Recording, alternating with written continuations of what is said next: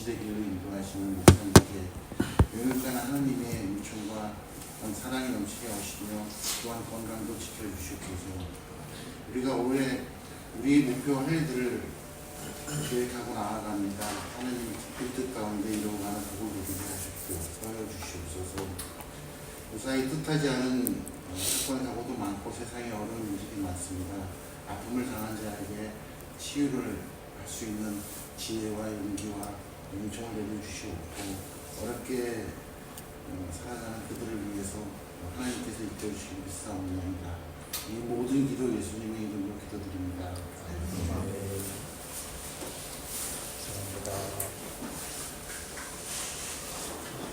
오늘 성경은 요한복음 21장을 같이 보겠습니다.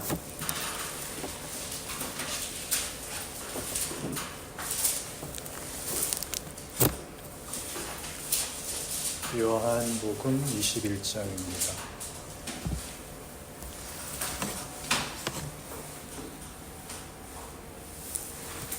15절부터 20절까지 제가 한 절 읽고 여러분 읽으시고 하셔서 교독하여 보겠습니다. 제가 15절을 읽겠습니다. 그들이 조반 먹은 후에 예수께서 시몬 베드로에게 이르시되 요한의 아들 시몬아 내가 이 사람들보다 나를 더 사랑하느냐 하시니 이르되 주님 그러하나이다. 내가 주님을 사랑하는 줄 주님께서 아시나이다. 이르시되 내 어린 양을 먹이라 하시고 두 번째 이르시되 요한의 아들 시몬아 내가 나를 사랑하느냐 하시니 이르되 주님 그러하나이다. 내가 주님을 사랑하는 줄 주님께서 아시나이다. 이르시되 내 양을 사랑하라 하시고 세 번째 이르시되 요한의 아들 시몬아 내가 나를 사랑하느냐 하시니 주께서 세 번째 내가 나를 사랑하느냐 하심으로 베드로가 근심하여 이르되 주님 모든 것을 아시오매 내가 주님을 사랑하는 줄을 주님께서 아시나이다. 예수께서 이르시되 내 양을 먹이라. 내가 진실로 내게 이르노니 내가 젊어서는 스스로 삐끼고 원하는 곳으로 다녔거니와 늙어서는 내 팔에 버리리니 남이 내게 띠끼우고 원하지 아니하는 곳으로 데려가리라.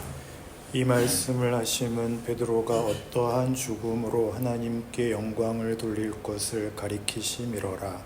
이 말씀을 하시고 베드로에게 이르시되 나를 따르라 하시니 베드로가 그렇게 예수께서 살아가시는 그 제자가 따르는 것을 보니 그는 만찬 속에서 예수의 꿈에 의지하여 주님을 하는 자가 누구오니까 묻던 자더라. 베드로 얘기가 나오고 있습니다. 베드로는 예수님의 제자들 중에서 으뜸 가는 제자라고 불립니다. 수제자라고 하죠. 베드로는 정말 진심을 다해서 주님을 따르려고 애를 썼던 그런 충성스러운 제자였습니다. 성경에 표현된 베드로의 모습을 보면 그는 언제나 자기가 가졌던 최선을 다했습니다. 마태복음 16장에서 베드로는 예수님의 질문에 대해 이렇게 멋진 답을 한 사람입니다. 오늘은 이제 최근에 새로 번역된 성경인 새한글 성경 버전으로 한번 보시겠습니다. 새한글 성경이라고 이제 약간 그 미래 세대를 위해 이제 새롭게 번역이 됐는데요.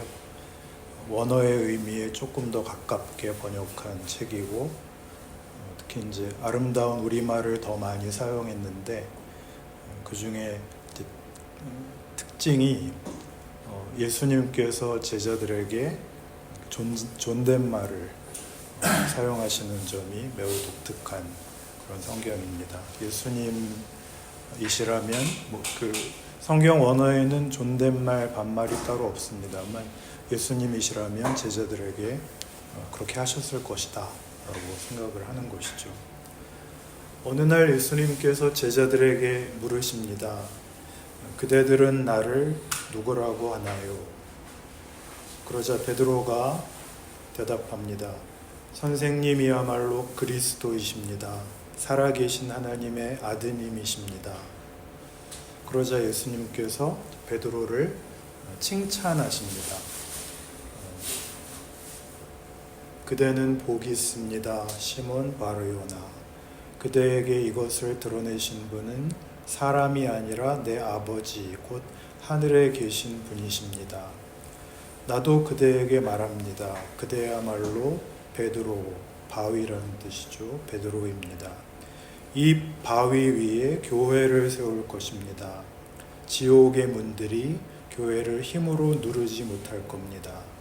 그대에게 하늘나라의 열쇠들을 줄 겁니다. 그대가 무엇이든지 땅에서 묶어두면 하늘에서도 묶여 있을 것입니다. 또 그대가 무엇이든 땅에서 풀어두면 하늘에서도 풀려 있을 겁니다. 그러니까 굉장한 어떤 그 권세를 베드로에게 주신 셈입니다. 그리고 이렇게 말씀을 하십니다.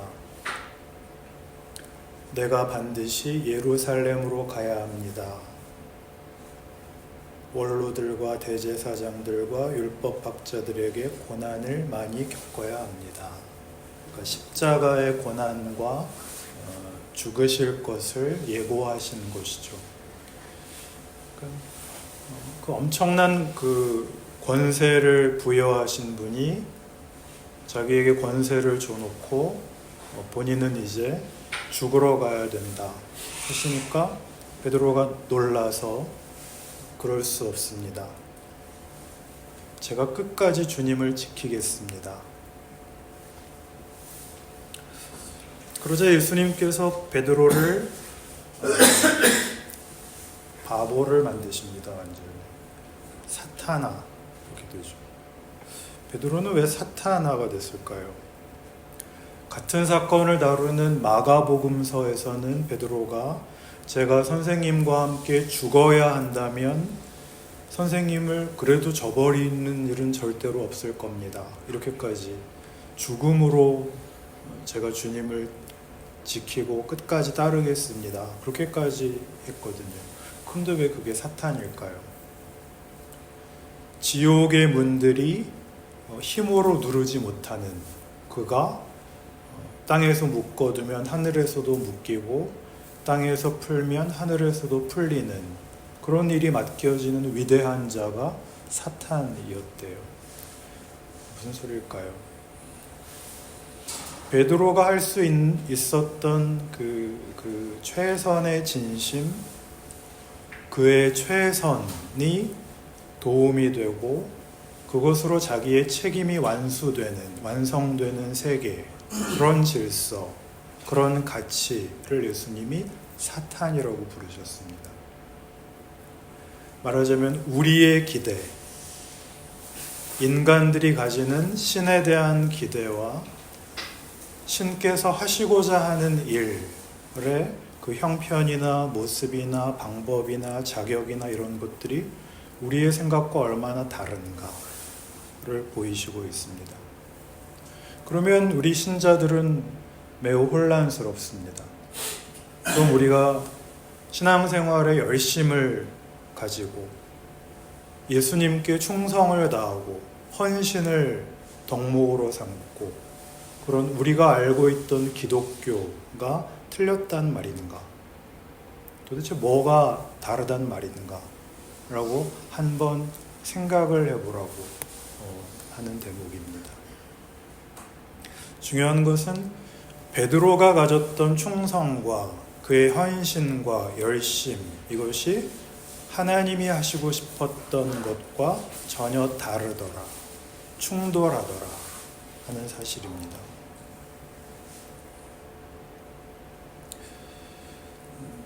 이렇게 목숨까지 내놓는 충성을 다짐했던 베드로는 결국 주님께서 잡혀가시던 그 밤에 처절한 실패를 맛보게 됩니다. 사람들 앞에서 예수님을 저주하고 배신의 맹세를 하죠. 그런데 오늘 우리가 읽은 성경 본문에는 이런 베드로의 좌절, 그의 낙심, 그 자리에 부활하신 예수님께서 찾아오십니다. 그리고 다시 베드로에게 질문을 하시는 겁니다. 이런 좌절과 낙심 이후의 질문이죠. 이렇게요.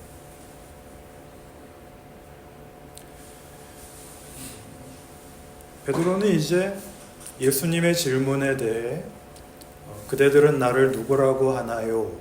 라고 예전에 물으셨던, 거기에 자신 있게 대답하던 그때와는 사뭇 다를 수밖에 없겠죠.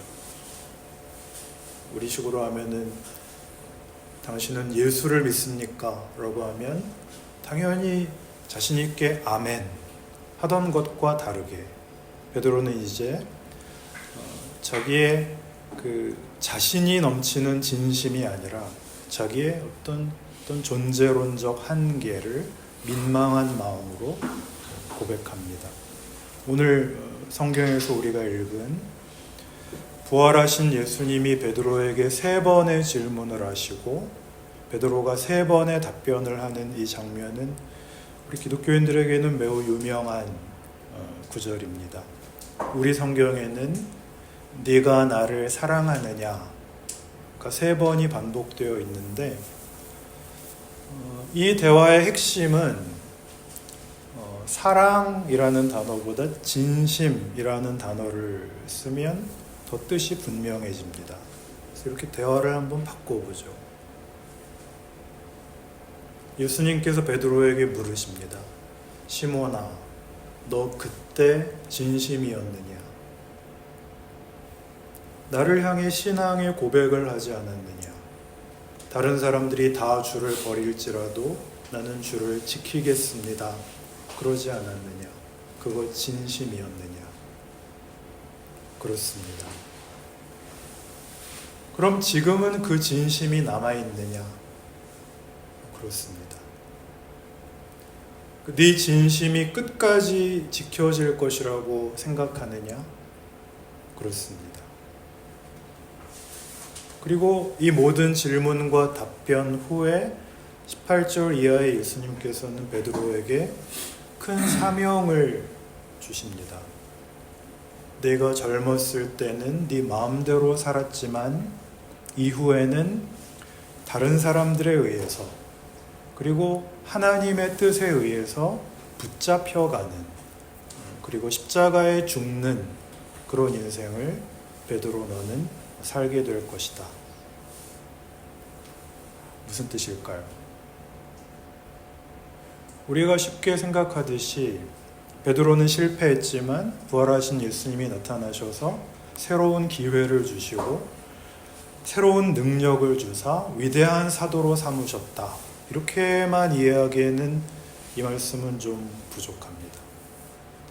베드로야, 너는 실패했지만 내가 너에게 위대한 일을 맡길 테니 너는 다시는 실패하지 말아라. 그 정도가 아니라 내가 너한테 맡길 일은 네 기대와는 다른 것이 될 텐데 네가 만드는 것이 아니라 내가 만드는 것이기 때문에 네 실력의 부족함이나 네 자책 같은 것이 이것을 담는 데 부족하지 않다는 걸 너는 알아야 된다. 이렇게 말하는 셈입니다. 이 말이 무슨 뜻인지를 이해하셨다면 너무나 놀랍고 다행스러운 일입니다. 이렇게 설명을 해보죠. 여러분, 진심이라는 말은 사실은 매우 모호한 단어입니다. 진심은 그 자체가 내용이 아닙니다. 그러니까 무엇에 대한 진심이냐, 그게 중요하죠. 그렇죠? 어떤 내용에 대한 진심인가가 중요합니다. 기독교 신앙의 내용은 예수께서 인류를 구원하시고 하나님이 목적하신 영광을 완성하기 위하여 2000년 전에 오셔서 구원을 이루셨고 그 이후에 온 인류에게 이 약속을 이제 이루어 가고 있다. 교회를 통해. 이게 이제 기독교 신앙의 내용입니다. 그 내용을 어디에다가 담느냐 하면은 예수님을 배신한, 말하자면 베드로의 진심이 무너져 내린 그곳에 그 내용을 담는단 말이죠. 무슨 뜻일까요? 예수를 믿으면 우리는 우리의 진심에 한 점의 티끌도 남지 않게 온전하게 순전하게 만들어야 그게 좋은 신앙이라는, 그게 제대로 된 신앙이라는 이상을 가지고 납니다. 간절함, 옳은 것, 진지한 것을 추구합니다. 그래서 무흠한, 순도를 높이는, 늘 회개를 하고 각오를 바침으로 우리가 기대하는 어떤 누구나 인정하는 바람직한 어떤 모범적인 신앙생활을 이제 바라게 되는데 그 잘못은 아니죠. 근데 성경은 우리에게 이런 성결한 진심, 무음한 진심이 아니라 우리가 어디나 걸려서 넘어질 수밖에 없는 데다가 하나님은 그의 위대한 뜻과 권능과 내용과 과정을 담겠다. 그러는 것입니다. 이걸 성경식 표현으로는 질그릇에 보배를 담으신다. 그렇게 말합니다. 여기를 신자들이 혼동하는 것입니다. 베드로는 그 좋은 예입니다. 너는 실패했으니까 네 실패를 지워라. 그리고 이제는 완전해라, 완벽해라가 아니라 네 실패가 일을 한다. 그렇게 하는 겁니다. 네가 도덕적으로 율법적으로 완벽해지기를 바라는 것 아니다. 너의 그 한계, 너의 부족, 그 자책에다가 내가 보배를 감추어서 내 일을 할 테니까 너는 걱정 말고 네 인생을 정성껏 살아라. 그렇게 말을 하는 것이죠. 그리고 베드로가 그 말하자면 대표가 되어서 기독교 신앙의 모든 내용을 우리에게 남기셨다. 우리에게까지 교회에 남기셨다라고 하는 것이 성경의 설명입니다. 그렇게 본다면 기독교는 의로워지자는 싸움이 아닙니다. 무슨 제자 훈련 많이 해서 무슨 수준 높은 교인이 되자라는 것이 아닙니다. 마치 그 성탄절, 하나님이 예수를 보내신 그 역사적 현장 같이 메시아가 오셨는데 아무도 예수님을 못 알아보고 아무런 무슨 신앙적인 기대조차 없었던 그런 세상에, 그것도 시골 마을, 누추한 마국간, 냄새나는 말밥통으로 그가 오시고 인간의 삶을 사시고 그리고 십자가를 지셨던 것 같이 모든 것이 끝장나고 모든 것이 망한 것 같은 자리, 무덤에다가 부활의 꽃을 피우셨던 것 같이 그렇게 하겠다. 우리에게도 이렇게 말씀하시는 것이죠. 그 신앙생활이라는 것은 우리가 생각하는 것처럼 이렇게 막 열심히 모여서 기도해서 우리의 부족함을 씻어내는 그런 데 시간을 보내는 것이 아니라 그걸 넘어서 우리 지금의 어떤 수준 그대로 우리의 생을 사시는 속에 하나님이 일을 한다. 보배를 거기에 감추어 놨다. 그걸 살아라. 그런다는 것이 성경의 증언입니다. 교회는 뭘까요? 여러분은 교회 그러면 뭘 생각하세요? 교회가 커야 된다. 교회가 부흥해야 된다. 이렇게 얘기하죠. 교회가 승리해야 된다. 이렇게도 말합니다. 그런 건 여러분 성경은 사실 얘기하지 않습니다. 그렇게 말하는 것이 이미 교회가 권력을 가져야 된다. 보상을 가져야 된다. 권세를 가져야 된다에 근거하기 때문에 승리니 부흥이니 그런 말들이 나오는 것이죠.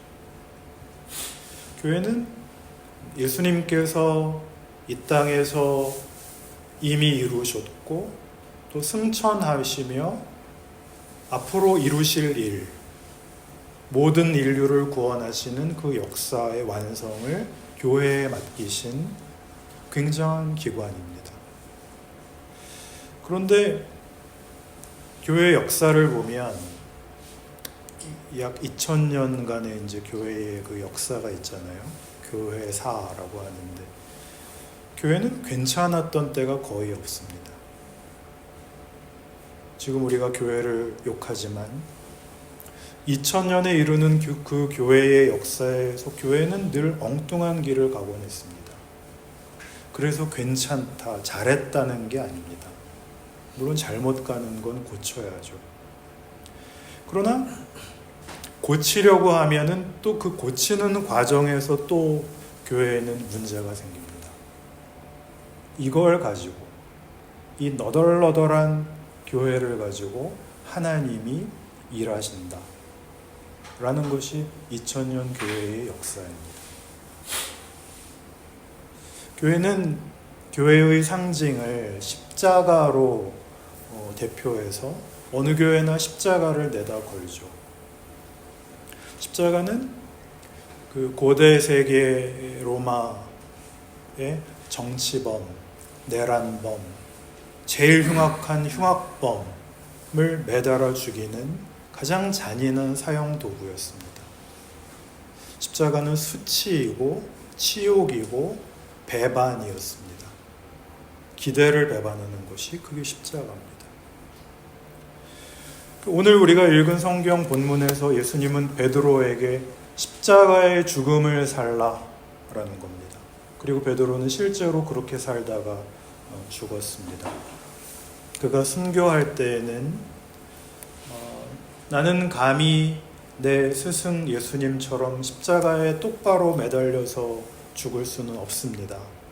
그래서 거꾸로 매달려서 순교했다라는 전설이 있고, 그래서 지금도 바티칸의 성 베드로 성당의 그 청동 기둥 발다키노라고 하는 그 아래 베드로의 무덤에 들어가 보면 이렇게 십자가가 거꾸로 된 십자가가 있답니다. 거꾸로 된 십자가는 공포 영화의 한 장면이 아니고 베드로의 상징입니다. 십자가의 의미를 모르고 교회가 십자가를 하나의 명분으로 내세우면 그 십자가는 폭력이 됩니다. 광화문 광장에 소위 기독교인들이라는 분들이 바로 그런 극단적인 오류입니다. 거기 그렇게 십자가를 들고 다니시는 분들이 많대요. 교회가 세상을 이겨야 된다라는 그 말 자체는 맞습니다. 그러나 그 말의 진정한 뜻은 이런 뜻입니다. 세상이 교회를 죽이는 것으로 하나님이 일을 한다는 걸 믿는가? 그 승리해야 된다는 승리가 힘의 논리에 휩쓸리지 않고 교회의 자리를 지켜야 된다로 승리해야 된다고 말할 수 있는가? 우리 기독교 신앙인들이 스스로의 대해서 신앙을 점검을 하실 때 이걸 살피셔야 됩니다. 내가 얼마나 교회에 충성하는가, 11조 안 빼먹고 잘하는가, 성경을 몇 장 보는가, 기도를 몇 시간 하는가 말고 하나님이 베드로에게 약속한 것이 무엇이었는가, 도대체 교회에다가 뭘 남기셨고 어떻게 하라고 하셨는가.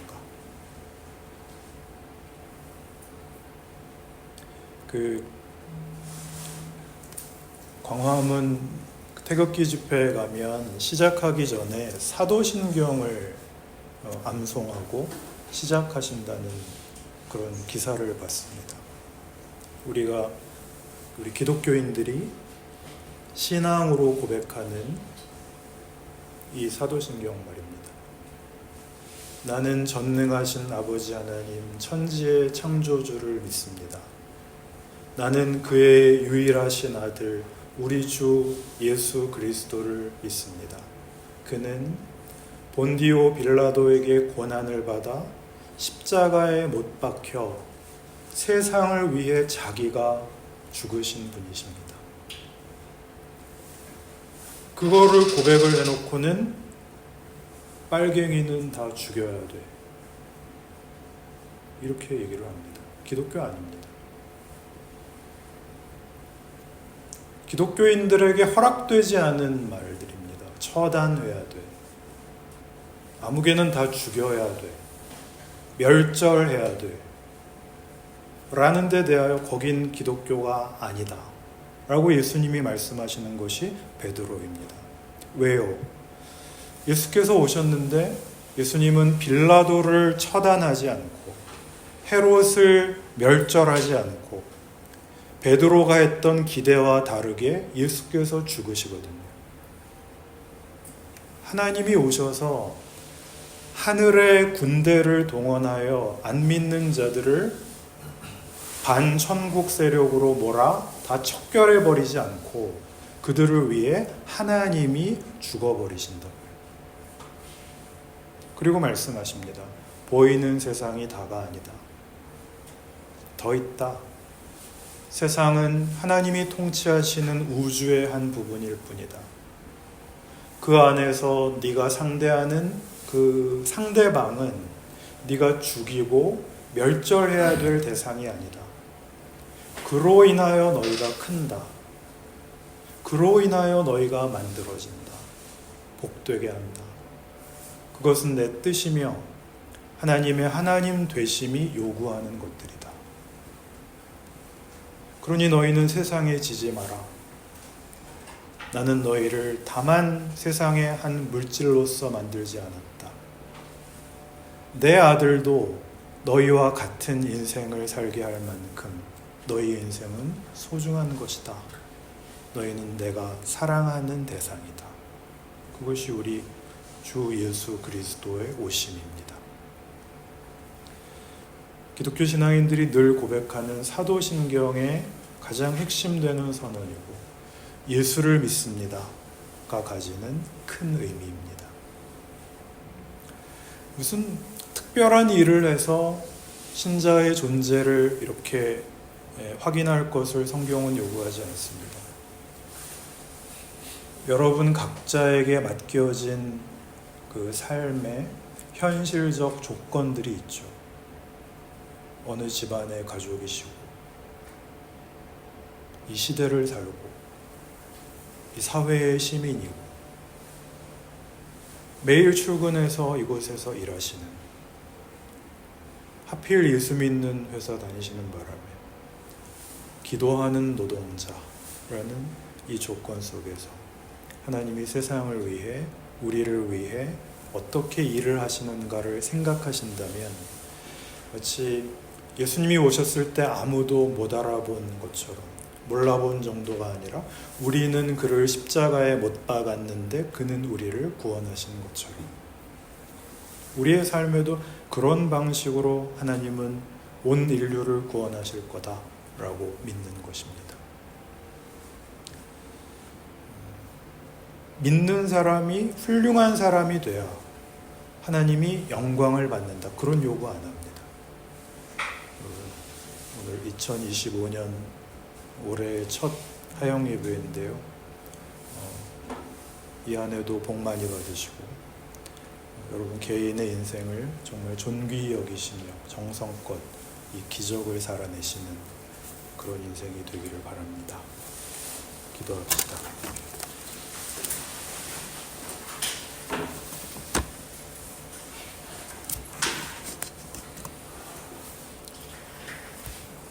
하나님 아버지, 하나님을 아버지라고 부른다는 것은 얼마나 놀라운지요. 세상이 우리의 아버지가 아니며 세상은 우리의 주인이 아니라는 그런 고백입니다. 이 세상 속에 우리가 살고 있지만 우리는 하나님의 인도하심 속에 있습니다. 이 세상의 것으로 이기거나 만족하지 못하게 하셨습니다. 감사함으로 하나님이 창조하신 본래의 우리의 인간됨과 믿음을 지키게 하사 우리가 당하는 하루하루의 고단한 삶 속에서 빚어지는 하나님의 손길과 기적을 깨우치게 하시고 경험케 하시고 결실케 하사 우리의 어느 경우이든 고단할 때나 눈물을 흘릴 때나 한숨 지을 때나 고통스러울 때나 결국 모든 것이 합력하여 선을 이루는 우리 하나님의 위대하신 비밀과 신비라 고백하는 우리들의 인생이 되게 하여 주옵소서. 예수님 이름으로 기도합니다. 아멘. 제가 축도하고 마치겠습니다. 주 예수 그리스도님이 주시는 은혜와 하나님이 베푸시는 사랑과 성령님이 이루시는 사귐이 이곳에 고개 숙인 존귀하신 하영 가족들 머리 위에 그리고 이분들의 가정 위에 자녀들 위에 오늘도 우리를 애타게 기다리는 아픈 역사와 지친 세계 위에 하나님의 기업 엑스아시아 위에 영원히 함께 하시기를 간절히 축원하옵나이다. 아멘.